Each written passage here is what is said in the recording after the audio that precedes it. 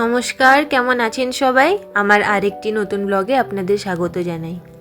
এখন সকাল ৯টা বাজে, চা বানাচ্ছি।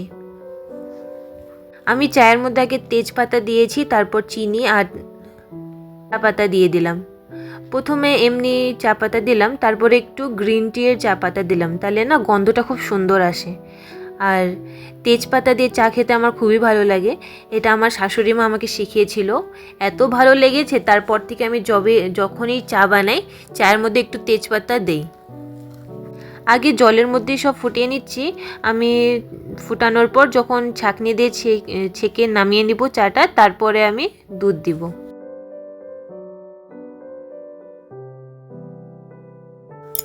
চাটা হয়ে গিয়েছে, এবার নামিয়ে নিচ্ছি। দুধ দিলাম চায়ের মধ্যে একটু, নামানোর পর দুধ দিয়ে দিলাম। আর সর ছিল, সর দিয়ে চা খেতে আমার খুব ভালো লাগে, তাই সরটাও নিয়ে নিয়েছি। আর এখানে আজকে ব্রেকফাস্টে আছে রুটি, শিম আর আলুর একটা তরকারি আর চা। আমি আর ছেলে এখন অ্যানিমে দেখতে দেখতে ব্রেকফাস্টটা করে নেব। ব্রেকফাস্ট হয়ে গিয়েছে, এবার জানলা দিয়ে দেখুন এই পাশের একটা গাছের মধ্যে কি সুন্দর একটা পাখি বসে আছে। এর রংটা কত ভাইব্রেন্ট, দেখুন কি সুন্দর লাগছে দেখতে। এই পাখিটাকে না মাঝে মাঝেই আমি দেখতে পারি, জানেন, আমাদের বাড়ির আশেপাশেই থাকে। কোন গাছে থাকে জানি না, কিন্তু মাঝে মাঝেই দেখা যায় একে।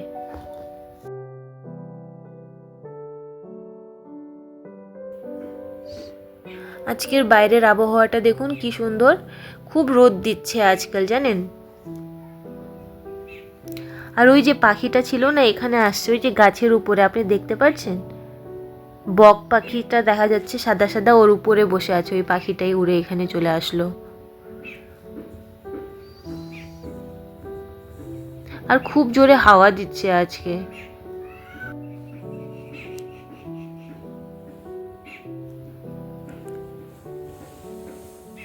আর এইখানটায় দেখুন কত পাখি, এখানে একটা গাছের মধ্যে কতগুলো পাখি উড়ে আসলো।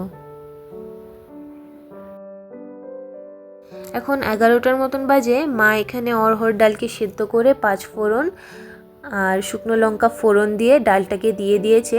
ডালটা প্রায় হয়েও গিয়েছে। মা বললো এর উপরে একটু ঘি দিয়ে দিলেই ডালটা হয়ে যাবে।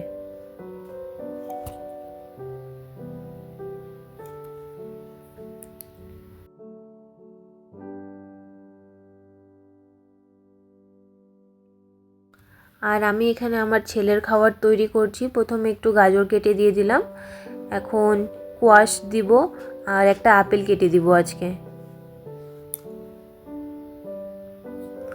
আর যেটা ও খায় হলো চাল ডাল, একটু চাল আর মুসুর ডাল, আর আজকে একটু ডালিয়াও দিয়েছি। মাঝে মধ্যে একটু ডালিয়া দিয়ে রান্না করে দেই, ওর টেস্টটা বদলায় থাকতে লাগে, নাহলে না ও একরকম খাবার খেতে চায় না। একটু বিনস ছিল, তো 2টা বিনসও দিয়ে দিলাম কুচি কুচি করে কেটে। আর এই যে চাল ডাল আর ডালিয়া ভিজিয়ে রেখেছিলাম, ওটাই ভালো করে ধুয়ে এবার দিয়ে দিচ্ছি। হয়ে গিয়েছে, জল দিয়ে দিলাম পরিমাণ মতন। এবার বাস প্রেসার কুকারটা বন্ধ করে বসিয়ে দিব।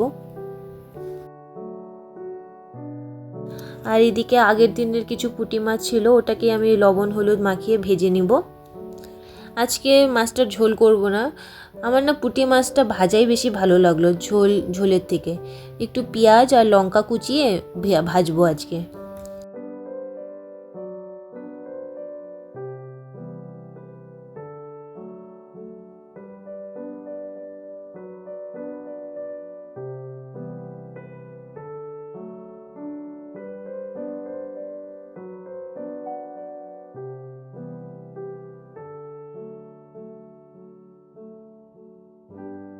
কড়াই চাপিয়ে দিয়েছি, তেলটাও বেশ গরম হয়ে গেছে।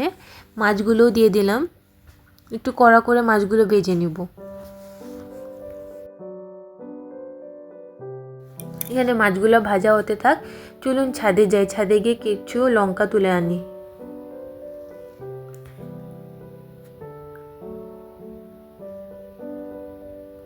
এই যে ছাদে চলে আসছি।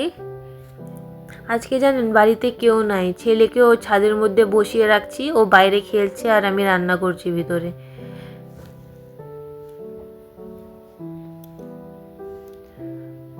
আর এই যে মার লঙ্কা গাছগুলো, অনেকগুলো লাল লঙ্কা ছিল, সেগুলো মা ছিঁড়ে নিয়েছে, ওগুলো শুকাতে দিয়েছে, শুকনো লঙ্কা রেখে দিবে ওগুলো বানিয়ে।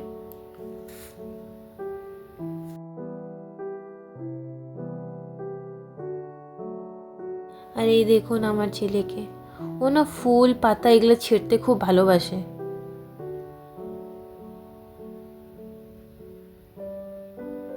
দেখতে দেখতে বড় হয়ে যাচ্ছে আমার ছেলেটা। চলুন এবার যাই, বেশিক্ষণ থাকলে আবার মাছটা লেগে যাবে।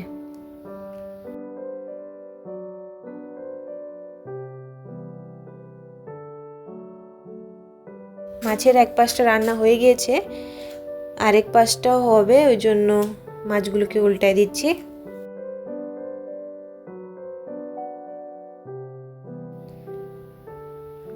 মাছগুলো হতে থাক, চলুন আপনাদের একবার সুপারি গাছটা দেখিয়ে আনি।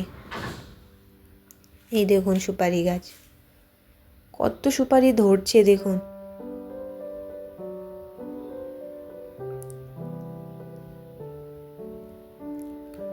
এইদিকে দেখুন কত বড় একটা ঝোপা,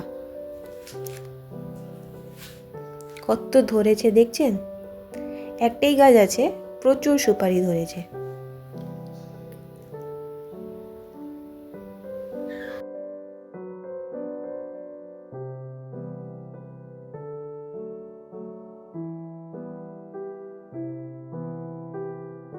আর এই দেখুন আমার ছেলেকে একা একা খেলা করছে, কি দিয়ে খেলছে দেখুন, রসুন আর পেঁয়াজ দিয়ে খেলছে। আমার মা লাগিয়েছিল এই রসুন আর পেঁয়াজগুলো, ছোট্ট ছোট্ট হয়েছে, ওগুলো দিয়ে খেলছে। ওকে একটু চোখে চোখে রাখতে লাগে, সব কিছু মুখে ঢুকায় দেয় তো তাই। আর এত বড় ছাদে একা ছাড়তেও ভয় লাগে।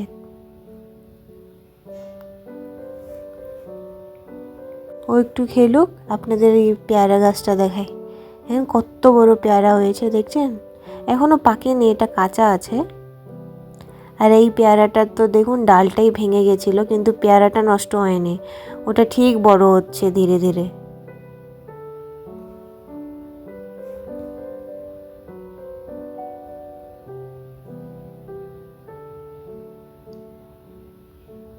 আর এদিকে আরও দুটো পেয়ারা হয়েছে, এটা বড় হতে অনেক সময় লাগবে এখনো।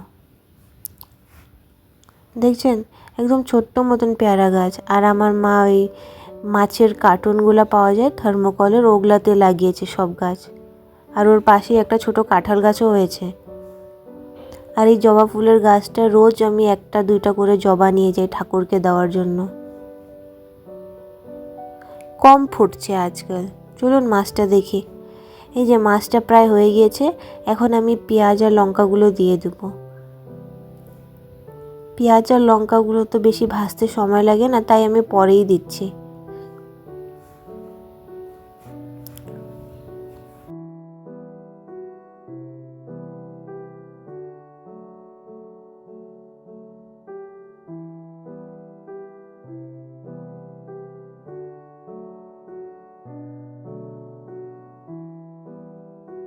একটু নেড়ে চেড়ে দিয়ে দিচ্ছি যাতে পেঁয়াজগুলো ভালো করে ভাজা হয়ে যায়।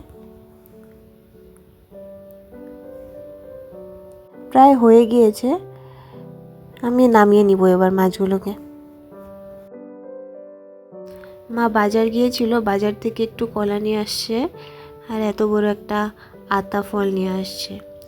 আতা ফলটা অনেক বড় ছিল জানেন, আধা কেজির মতন একটাই।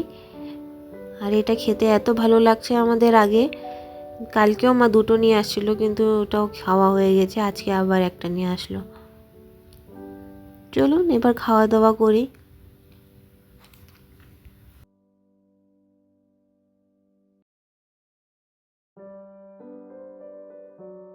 এখন সন্ধ্যা 6টা বাজে। আমাদের বাড়ির পাশেই এই রাস্তার ধারে একটা এরকম ছোট দোকান বসে মাঝে মাঝে জানেন। এখানে ফ্রেশ ঝুরি ভাজা, বাদাম ভাজা, চানা ভাজা, এই বিস্কুটগুলো সব পাওয়া যায়। তো আমি আসছি একটু বাদাম আর ছোলা ভাজা নিতে। বাদামগুলো জানেন একদম গরম গরম ছিল। নেওয়া হয়ে গিয়েছে, চলুন এবার বাড়ি ফিরি। আজকের ভিডিওটাও তাহলে এখানেই শেষ করছি। সবাই ভালো থাকবেন, সুস্থ থাকবেন। আর আমার ভিডিওটা যদি ভালো লাগে আমাকে অবশ্যই একটা কমেন্ট করে জানাবেন। ভিডিওটা যদি ভালো লাগে একটা লাইক করে দিবেন আর আমার চ্যানেলটাকে সাবস্ক্রাইব করে দিবেন প্লিজ। আবার দেখা হবে পরের একটি ব্লগে।